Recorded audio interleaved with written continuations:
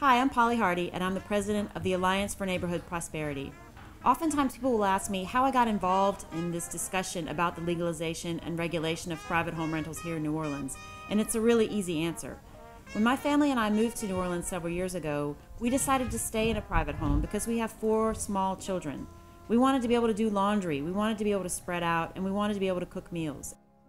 This is a market that the individual customers, or clients if you will, are looking for the New Orleanian experience. In the year 2013, private home rental operators welcomed more than 100,000 visitors into the city of New Orleans, and that those visitors were responsible for an economic impact of over $175 million. People that I know who own VRBOs want to be taxed, they want to be regulated. I don't understand why they won't just do it. They pay attention to all this other stuff. Pay attention to something positive. The City Council needs to come up with a plan that would allow for regulation and allow for proper taxation. I know that the owners that I've come in contact with that advertise on VRBO want to participate. They want to pay taxes. They love living in New Orleans. They love being a part of the community. We were the first to come out and say the trick is to legalize it, tax it, and then regulate it. And from day one, that's what we've been trying to get done.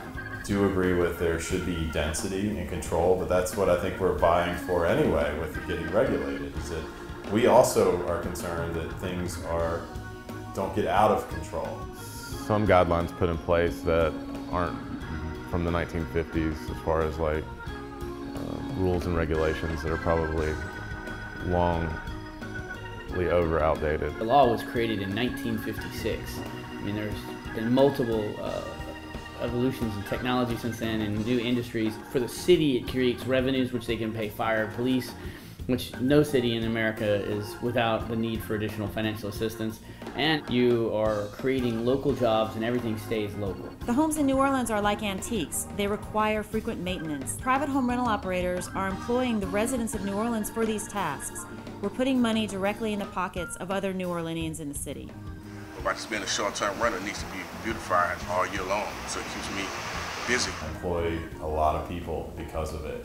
I'm Darren, and I maintain these old houses. The operation of private home rentals was responsible for the creation and sustainment of more than 2,200 full and part-time jobs, which resulted in $56 million going directly into the pockets of the residents of New Orleans. Big impacts that the private home rentals have is when the guests come, instead of staying at a hotel, they're spending money in the local neighborhoods.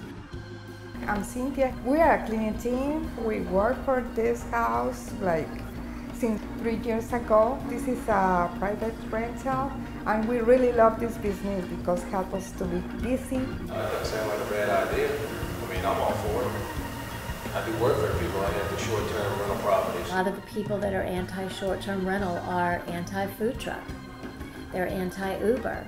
But that is just the wave of the future. That's where things are going. The sharing economy, the way people want to travel, the way people exist now is different. We want to pay our share of taxes. Currently, private home rental operators are paying income taxes, but we want to pay licensing fees, and we want to pay a hotel tax. We want to be on level playing ground with our colleagues in the B&Bs. That's the solution to most of these problems, is a level playing field, taxation, regulation, legalization, and be nice to your neighbors.